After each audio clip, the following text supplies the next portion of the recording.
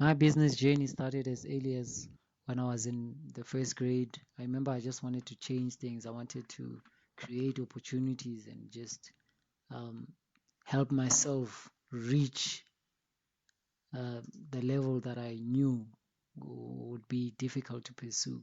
It sounds crazy, but as soon as I realized that there are extraordinary people out there, it just maneuvered me and it sort of um, channeled me to want to create things as opposed to maybe follow people.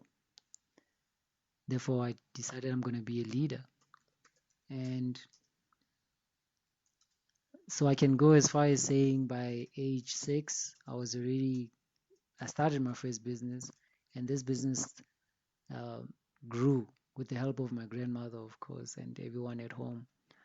It funded for my school trips, actually, and it it didn't make me a lot of money, but it was enough for us to carry us if there were times when we couldn't be carried or whatever. And then I also learned about through reading books. I read a lot of books, a lot of finance books, a lot of autobiography books, and I I think that's when I started picking up interest in finance. Although I knew that um, I wouldn't want to study finance for the mere fact that I believe that finance accounting people are taught a certain way, and which is not necessarily what I believe in. Not to throw shade at the field, but I things that I find that I want to pursue are things that I'm probably not gonna dedicate too much time into. I want to self-teach myself, if that makes sense. I want to teach myself a lot of things, and as soon as I realized my purpose, and I was going after it with everything I've got.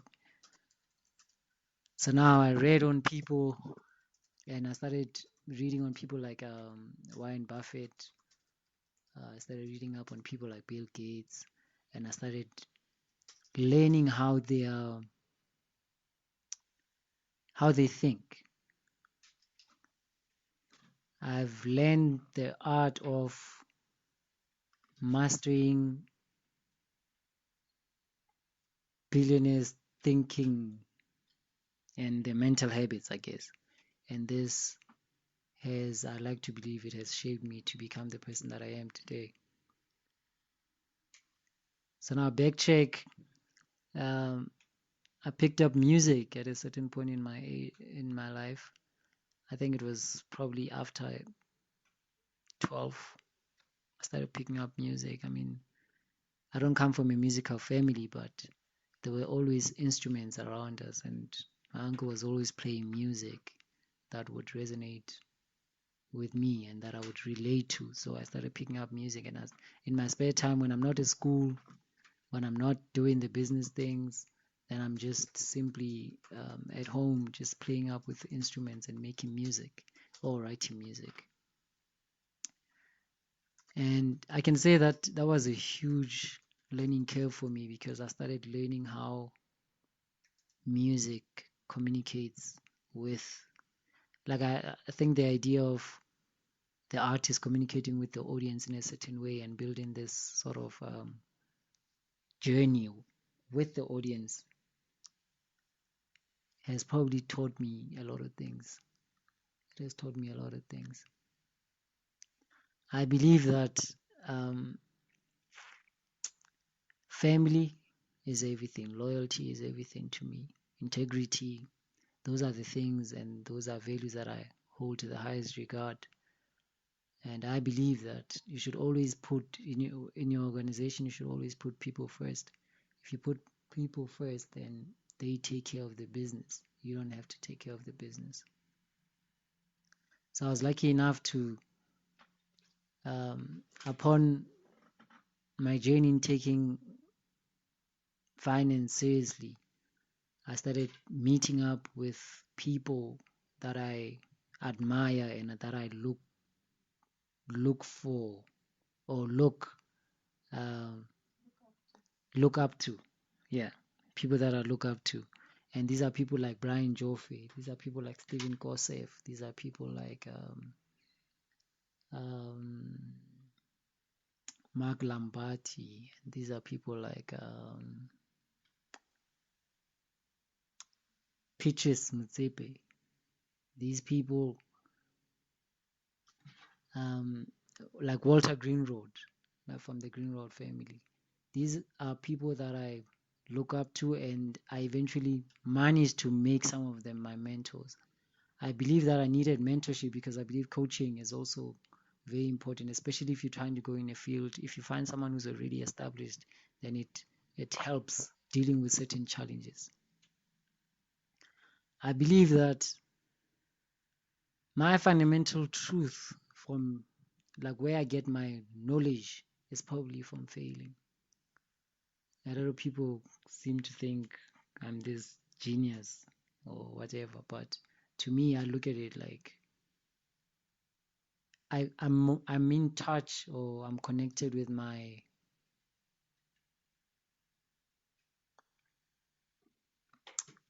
with what makes me a human being, the values that I was taught, how I was raised, my culture, everything. Yeah. So because I'm connected to that, it helps me to fundamentally learn from that or reason from that standpoint. I also picked up filmmaking um, straight after music. As soon as I felt like music was, I've learned how to create different sounds and how to write different songs and all of that. Then I started shifting my attention to filmmaking, and I started shooting films.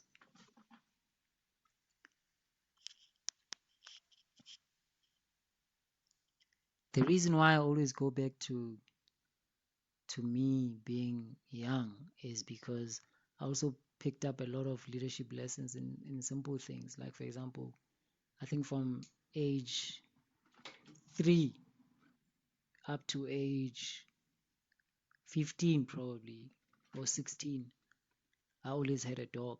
I always had, and I felt like pets are like companionship, and that's where the branding of my companies started from. Actually,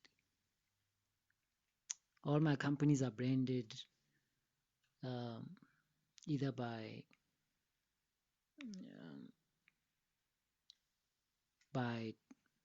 animals, dogs, preferably, because they resonate with who I am. I mean, they're loyal, and their integrity is unquestionable. And I feel like those are my own principles, and respect also. So now by age 14, probably had started about 3 businesses.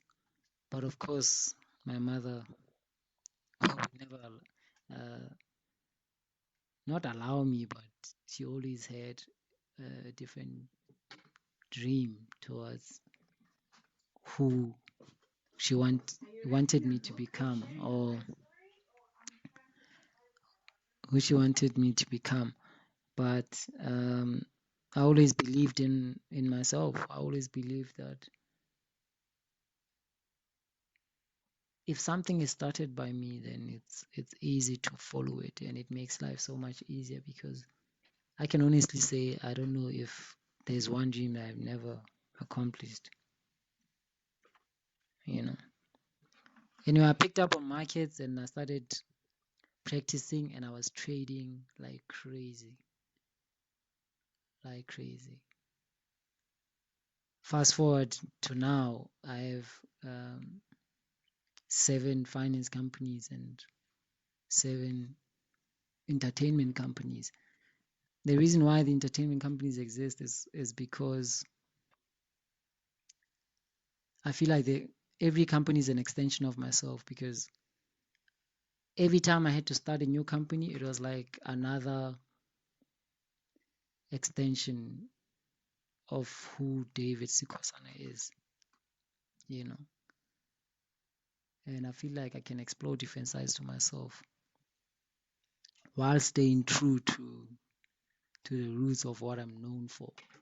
Anyway, I met my mentors, and they started inviting me through to sit in meetings, to go to different conferences, to learn, to travel with, and sometimes alone, which was very, very lonely. But anyway, I guess it was a learning curve. But yeah, my companies have taken me places that I've never dreamed of. That's another thing, because I feel like if you stay true to the brand, then the brand will stay true to you. Branding is very important, because I think in my mind, my purpose is trying to sort of break a generational problem, because I feel like no one in my family ever pursued business or was ever into business or anything like that. But I feel like they had the different components to themselves that would have made them become a success in business, but it's just that they never pursued it. So I'm just a combination of all of that. Yeah. And also I picked up a lot of things like maths, although I never pursued maths. But that's the first thing that I realized when I started with investments, that you need a lot of maths. That's when I started learning things like the Fibonacci sequences and all of that, because I knew they played a role in the market. Now, upon my tertiary studies, I studied psychology because I knew that behavioral finance is like the next big thing. According to me, it's the next big thing. And usually in finance, a lot of people might think that actuarial science or accounting, all of that it's good if you have that kind of background, but it's not necessarily, if you don't know the psychology of market movements and all of that, then you are not going to be successful in trading. You need to understand the psychology behind how these markets work. And then, yeah, I guess diversification was another step. I started diversifying because I felt like I could explore different industries and grow in different industries and help more people in those industries. And I think one of the key things for me was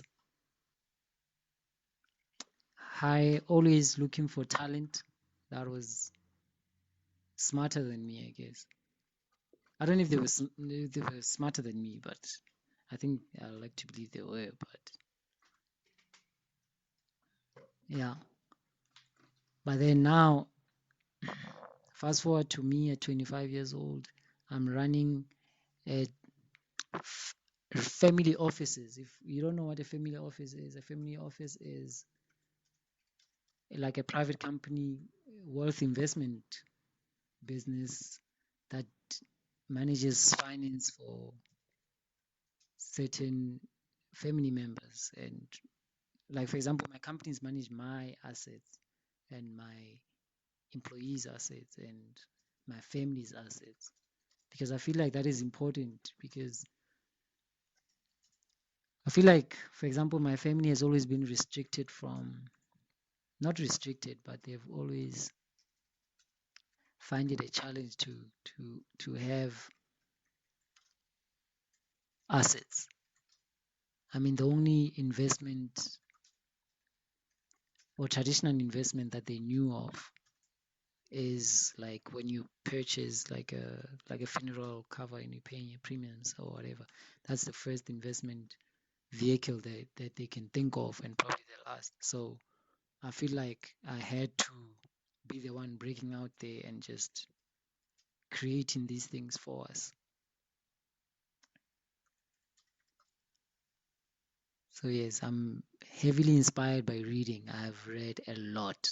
Like I've read a lot of books. I read a lot of books. Not only finance books, not only autobiographies, but I've read anything I can get my hands on.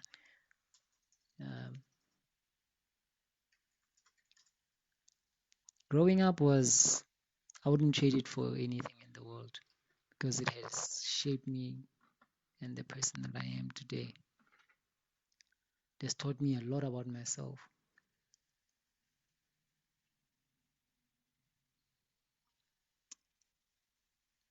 And my mentors, I guess they always tell me to always believe in my vision, to always believe in myself, and to always believe that it's gonna work, which it does, funny enough. So I'm very, very, very blessed. And again, at the age of, I think, 16, I started pursuing to find my one because I knew that it brings some kind of stability. It brings some kind of stability in your life. I mean, as soon as I realized that I have the capability of making things happen, like I'm an action kind of guy. So I I guess I was just like, you know what, I'm just gonna go out there, throw myself in the market and start being on a mission to find it. And I like to believe I found it now. I like to believe I found it now. But yeah, so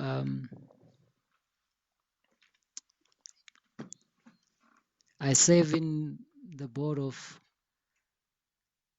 mostly companies that I help found because I believe there's a lot of people that say they're businessmen, and I have nothing against partnership and all of that, but I feel like they do not own, they do not put their own money up and say, okay, I'm the boss, and having to take that accountability and responsibility of saying something was started by you and it's gonna be run by you.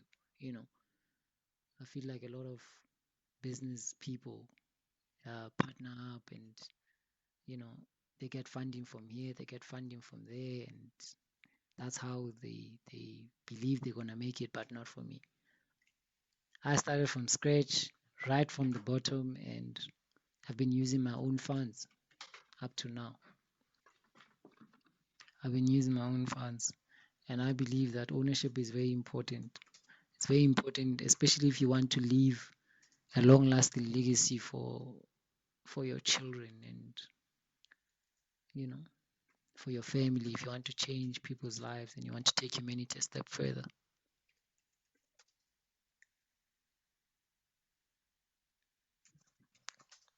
I've written a book, but it's not published yet. It's not published yet, and I'm so looking forward to publish it. But yeah, it's a finance book. It's called The Time Value of Money, Time, and Income, and it shares, you know, calculating interest rates, calculating the net asset values, calculating and basically learning about how the whole investment industry works and I guess how to time your income.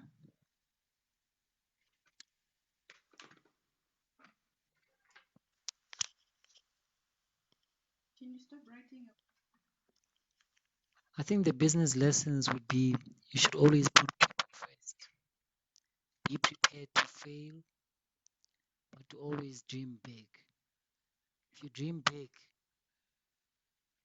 I think it's true that things work together in your favor, you know, for the greater good, yes.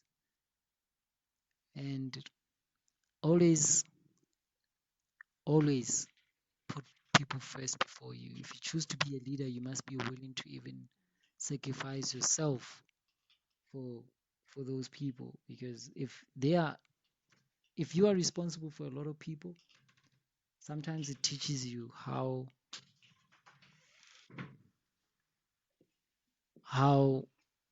important it is what we do. You know, you realize how big what you do is, and putting people first not only humbles you, but it gives you direction into the kind of leader that you want to become. Now, my leadership style is very simple. I believe in staying true to the mission. And I believe that sometimes I might be hard because I just want people to perform to their level best, but it all comes from a good place. It's because I want to see people flourish, and I enjoy seeing people also achieve their dreams, because if I'm responsible for helping people achieve their dreams, then I don't see why it wouldn't fulfill me to achieve my own dreams, you know. And also, of course, now I'm very excited about the foundations that we recently started that are contributing to and taking humanity a step further. And I feel like I had to set up my businesses to be able to give back through the foundations, because I believe no matter how big a business gets, or um, it should always take care of firstly its employees, its customers, and the environment that it operates in. That is very important to me, because I realize that I'm not doing temporary movements. I realize that integrity is everything. I mean, you can take 20 years to build a reputation, but it can just vanish in a few seconds. So that is, I'm very careful of how I move as a business person. And I know a lot of deals that I did not get involved in because I would feel a certain way, and then I would just know, like, no, this is not the one. So also it's about taking charge when you're supposed to take charge. You have to stand firm and not be moved by anything. I never give up, like, at all. I think I would rather die than give up, but I never give up. That's why I've been able to achieve so much, and I've also been able to run and serve in the boards of so many companies, because of my consistency and my persistence and my principles and my values and my standing firm. I'm not going anywhere. If something has to be done right, I stand and fight for it. But yeah, I'm looking forward to the future. And these past 25 years have been absolutely fantastic. They've been hard, very hard. But then again, I believe that sometimes through struggling is like, you see clear through a tear than a telescope. You know what I mean? Like, and I still believe that what the professor of Harvard said about entrepreneurship being the um, pursuit of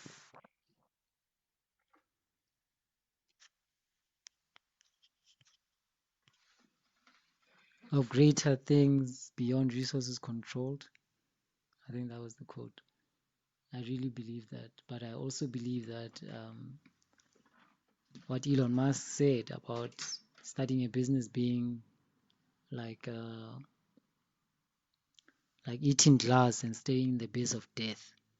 I also believe that's true. But then again, I also believe that you have to be the master at failing. That's how you're only gonna learn. So if you're afraid of failure, then you're just gonna stand in your own way. You have to stand firm no matter what. You know, I mean, there was so many times when I thought some of my companies were gonna go under. So many times when I thought this is not gonna happen like this. But the universe always finds a way to conspire to help you do what you need to do, you know. As long as you do the right thing and you always work hard. I mean, I sleep 2 hours if I'm really tired. If I'm not tired, then I don't sleep. So working, always working, because I believe if you can get a lot done in a quick space of time, then you are basically ahead of your competitors. And if you're ahead of your competitors, you not only do you deliver excellent service, but you also get to achieve more in 1 year as opposed to someone else who would not have the same work ethic, for example.